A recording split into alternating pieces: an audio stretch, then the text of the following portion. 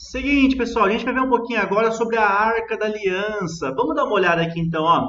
Na foto vocês estão vendo um pouco sobre uma representação, né, em forma ilustrativa da Arca. Então, vamos entender aqui o que que era a Arca da Aliança. Essa arca ela ficava dentro do lugar santo do santo, e o sacerdote só tinha acesso à Arca da Aliança uma vez por ano. E o que que significava ou representava essa arca? Justamente a presença de Deus no meio do povo. Então, por isso que o povo, às vezes, quando a Arca da Aliança era levada para fora de Israel, o povo ficava triste, a galera entrava realmente em luto naquele período, porque a presença de Deus, representado pela arca, estava saindo do meio do povo. Aí aqui entra umas curiosidades aqui que eu coloquei para vocês, ó. Então a Arca da Aliança, ela tinha uma tampa. E nessa tampa que tinha a Arca da Aliança, tinha dois querubins esculpidos. E aqui entra a primeira curiosidade que eu quero passar para vocês, que eu não pus o material inscrito, mas dá para a gente conversar aqui na parte de vídeo. Vamos lá. O que que significava então esses querubins que tinham na Arca da Aliança? Eram dois querubins esculpidos e a asa deles se encontravam. Então aqui tem o primeiro querubim, a asa encontrando, e o segundo querubim com a asa também se encontrando. Quando a Bíblia fala sobre os querubins, esse anjo, essa categoria angelical, eles eram representantes de Deus e tinham a função de guardar a santidade do Senhor. Então, tudo que envolve santidade a Deus, o anjo que vai ser utilizado será o querubim. Então, os querubins eram literalmente os guardas da santidade do Senhor. A Bíblia fala que depois que Caim, ou melhor, que Adão e Eva pecaram, foram expulsos do paraíso, a Bíblia fala que Deus colocou dois querubins ali com espadas para proteger o caminho da árvore da vida. Então, os querubins não impediam que Adão e Eva entrassem no jardim. A função do querubim era guardar a árvore da vida. Depois vocês leiam lá certinho o versículo, vocês vão entender. Por quê? A função do querubim, então, era para guardar aquilo que representava a santidade de Deus naquela época, que era a árvore da vida. Então, dentro da Arca da Aliança, tinha pelo menos esses três itens aqui que eu listei para vocês. Ó. O que que tinha lá dentro, então, na parte interna? Tinha aqui, ó, as tábuas da lei. Então, aqui tem as tábuas da lei que Moisés recebeu de Deus lá em Êxodo, no capítulo 20. Tinha aqui também, ó, a vara de Arão que floresceu. É aquele episódio, né, que as pessoas duvidavam se era Deus que tinha chamado Arão ou não. Aí Moisés faz todo aquele círculo lá que vocês já sabem, né? Pede para colocarem a vara, e a vara de Arão acabou florescendo e não das outras pessoas. Então Deus chamou Arão e fez a vara de Arão florescer. E o terceiro item que tem aqui dentro da Arca da Aliança é o maná que caiu do céu. E é o seguinte, pessoal, essas coisas aqui eu não tirei da cabeça, realmente tinham dentro da arca. No material acabei não colocando também, não sei o motivo, acabei não colocando, mas o texto vocês vão encontrar lá em Hebreus, capítulo 9 e versículo 4. Então vamos ler o texto aqui, ó. O texto fala assim, ó, onde se encontra o altar de ouro para o incenso e a arca da aliança, totalmente revestida de ouro. Aí o que o texto continua falando? Ó? Nessa arca estava o vaso de ouro, que contém o maná, que é o maná que eu comentei com vocês, a vara de Arão que floresceu e as tábuas da aliança, ou as tábuas das leis. Então, assim, dentro aqui da Arca da Aliança tinha pelo menos esses três itens aqui. E é o seguinte, eu vou deixar para vocês também um estudo bem completinho aqui falando sobre a Arca da Aliança, vai estar abaixo desse vídeo aqui, um texto que eu montei lá para o nosso blog um tempo atrás.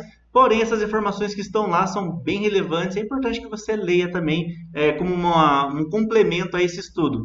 Vamos lá, pessoal. Então aqui ó, a gente tinha essa Arca da Aliança, que representava a presença de Deus. E agora a gente vai falar um pouquinho onde foi parar a Arca da Aliança. Muitas pessoas têm dúvida onde foi vista a última vez, qual que é o caminho, a trajetória que essa arca percorreu. Vamos entender aqui um pouquinho, só para a gente começar a compreender onde foi parar essa Arca da Aliança. Vamos lá, vamos remontar aqui um pouquinho a história. Ó. A gente sabe que a Arca da Aliança, ela ficava... só um detalhe, pessoal, antes de eu falar um pouquinho sobre a localização da arca, vamos entender um outro conceito aqui, ó. Dois últimos conceitos aqui para a gente finalizar esse assunto. A Arca da Aliança era uma coisa muito valiosa naquele tempo e apenas uma família poderia cuidar dessa Arca da Aliança, que era a família dos coatitas. Lembra que dentro da família dos levitas tinham três famílias que eram responsáveis por cuidar das coisas do tabernáculo? Tinha os gersonitas que cuidavam de outros itens, tinha os coatitas que cuidavam das coisas mais santas, né, do tabernáculo, e os mereditas, que era uma outra família que cuidava também das coisas relacionadas ao tabernáculo. A família de Coate eram responsáveis por cuidar da Arca da Aliança, da menorá e dos itens um pouco mais santos, né, de uma forma assim simbólica, era a família de Coate. Outra curiosidade aqui bem legal sobre a arca é que a forma de carregar essa arca deveria ser também seguindo um padrão.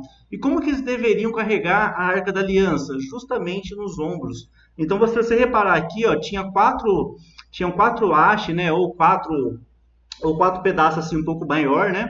Esses pedacinhos aqui, ó, é onde o sacerdote colocava nos ombros. Então eram quatro sacerdotes carregando a Arca da Aliança justamente nos ombros. Às vezes eles conseguiam carregar em quatro, às vezes em duas pessoas.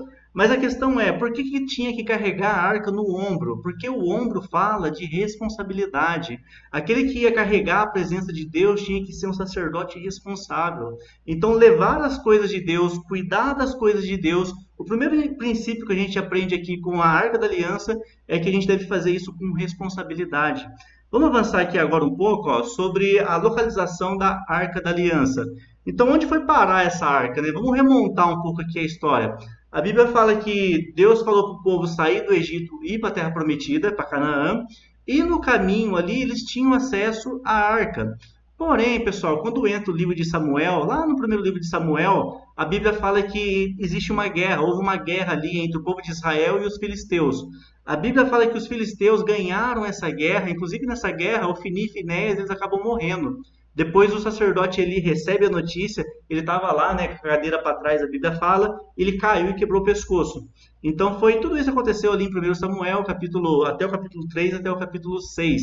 E o que acontece, pessoal? A partir daquele momento que houve essa guerra, os filisteus pegaram a Arca da Aliança e levaram para o templo de Dagon. Vocês lembram daquele episódio de Dagon que colocaram a Arca da Aliança perante o templo de Dagon, o deus Dagon, e no dia seguinte o deus Dagon acordou ali, né? Acordaram ali, o deus Dagon estava no chão. Aí no outro dia aconteceu a mesma coisa, porém o Dagon estava sem os braços. O que acontece, pessoal? A Bíblia fala que a arca ela ficou ali com o povo dos filisteus, e depois os filisteus não quiseram mais a arca lá na região dos filisteus. Por quê? O povo estava tendo, literalmente, né, disenteria, né, ou hemorroida, dependendo da tradução, e pegaram a arca e mandaram para fora. Quando eles pegam a arca e mandam para fora, eles mandam para Bet-Semes. Depois leiam lá em 1 Samuel, capítulo 6, versículo 13.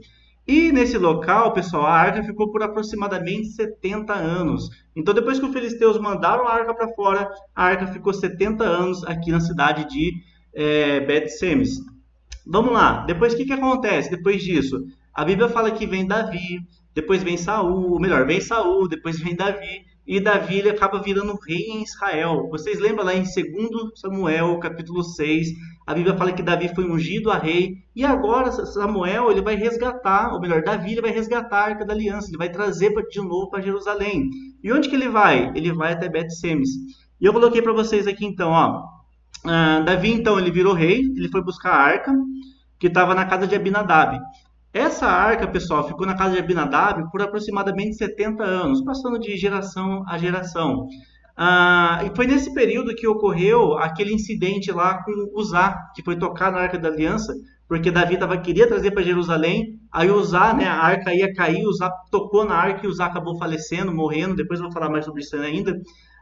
E o que acontece, pessoal? A arca ficou depois por mais 3 meses na casa de Obed-Edom. Então a arca saiu da casa de Abinadab, que ficou 70 anos, Uzá morreu, depois a arca vai para a casa de de Obed-Edom. E a arca fica na casa de Obed-Edom por 3 meses. A Bíblia fala que o Senhor prosperou ali grandemente, abençoou de forma extraordinária a vida de Obed-Edom. Vamos lá, então a gente tem agora toda essa cronologia aqui montada. A arca está na casa de Obed-Edom por 3 meses. O que acontece depois? A Bíblia fala que Davi pega a arca da casa de Obed-Edom e leva para Jerusalém. E onde essa arca ficou? Essa arca, pessoal, ficou na tenda de Davi. Isso aqui é um paralelo que depois a gente vai falar muito sobre a tenda de Davi ainda. Mas a tenda de Davi, quando a gente for falar sobre Amós, pega aí, depois vocês dão uma olhadinha na apostila aí para quem já tem a apostila. Quando a gente for falar de Amós, vai falar da tenda de Davi. Então lá na tenda de Davi, a arca ficou por um bom tempo. Até quando que a arca ficou ali na tenda de Davi? Até que o primeiro templo de Salomão fosse construído. Depois que o primeiro templo de Salomão foi construído, tiraram a arca da tenda de Davi e colocaram ali no templo de Salomão, beleza? Avançando um pouquinho mais na história, a arca ficou ali por muito tempo. Depois, quando o povo foi levado para o cativeiro babilônico, lá no livro de 2 Reis, do capítulo 22 até o capítulo 25, quando Nabucodonosor começou a invasão ali de Jerusalém, a Bíblia fala que ele queimou as casas. Nabucodonosor, junto com seus soldados, queimaram o templo de Salomão. Eles pegaram as taças de prata, as taças de ouro e levaram tudo para a Babilônia. Foi nesse período, pessoal, que a Arca da Aliança sumiu. Então não se sabe onde foi parar a Arca da Aliança. A última vez que ela foi vista na Bíblia foi exatamente ali naquele período da invasão de Nabucodonosor invadindo Jerusalém. Então onde que foi parar essa arca? A gente não sabe. Muitas pessoas falam que o próprio Senhor arrebatou essa arca, assim como o próprio Senhor também arrebatou o Éden. Muitas pessoas interpretam dessa forma, porque lá em Apocalipse, capítulo 22, o Éden vai voltar. Se o Éden vai voltar, possivelmente Deus tirou para si, e depois quando ele for restaurar essa planeta Terra, aí ele traz o Éden novamente junto com a Arca da Aliança. Então a gente não sabe se o Senhor arrebatou a Arca da Aliança. Para mim faz muito mais sentido isso. Deus não permitiria que um objeto tão santo, consagrado, fosse levado pelas mãos dos babilônicos. Eu acredito que o Senhor tenha arrebatado essa arca. Porém, existe uma outra linha de interpretação que diz que Nabucodonosor pegou a arca e levou ela para a Babilônia. Vamos lá, pessoal. Em relação a isso, né? Vamos entender aqui, ó. A Bíblia fala que Moisés, quando ele morre, depois vocês leem Deuteronômio 34, Moisés, quando ele morreu, a Bíblia fala que o próprio Satanás disputava, isso está na carta de Judas também, lá no versículo 8, se eu não me engano, do livro de Judas, do Novo Testamento, fala isso. Fala que o arcanjo Miguel, ele contendia com Satanás pelo corpo de Moisés. Então, o próprio Senhor, a Bíblia fala que escondeu o corpo de Moisés. Alguns falam que Moisés teve o corpo escondido, outros falam que o próprio Senhor arrebatou o corpo de Moisés e levou para o céu. A questão é, os anjos contendiam para pegar o corpo de Moisés e o Senhor tomou para si. A mesma coisa se aplica aqui também à Arca da Aliança. Pelo menos eu acredito que o próprio Senhor tenha arrebatado a arca, levado a arca embora e não ter deixado na mão dos babilônicos. Porém, nada aqui é afirmativo, só estou mostrando para vocês a ordem cronológica aqui da Arca da Aliança. Então, a última vez que a Arca da Aliança foi vista, foi mencionada, foi antes do cativeiro babilônico. Após o cativeiro babilônico, a arca não aparece mais na história. Tanto é que se a arca tivesse ali para os babilônicos, possivelmente ela apareceria mais vezes na história. A gente tem registro de Daniel, que estava ali no cativeiro babilônico, ele teria falado sobre a arca. A gente também tem ali o profeta Ezequiel, que estava ali durante o cativeiro babilônico, ele poderia ter falado sobre a arca. E depois a gente também tem Esdras e Neemias, que vieram do cativeiro, possivelmente eles teriam vindo do cativeiro e terem pego a arca da aliança. Porém, a Bíblia não menciona mais a Arca da Aliança após o cativeiro babilônico. Então, o último registro que a gente tem da arca estava lá no Templo de Salomão, antes de o Nabucodonosor invadir ali e levar, literalmente, né, vários itens que tinha naquele templo, levar para a Babilônia. Então, é isso aí, pessoal. Isso aqui então, foi mais uma aula aqui explicativa sobre a ordem cronológica da Arca da Aliança.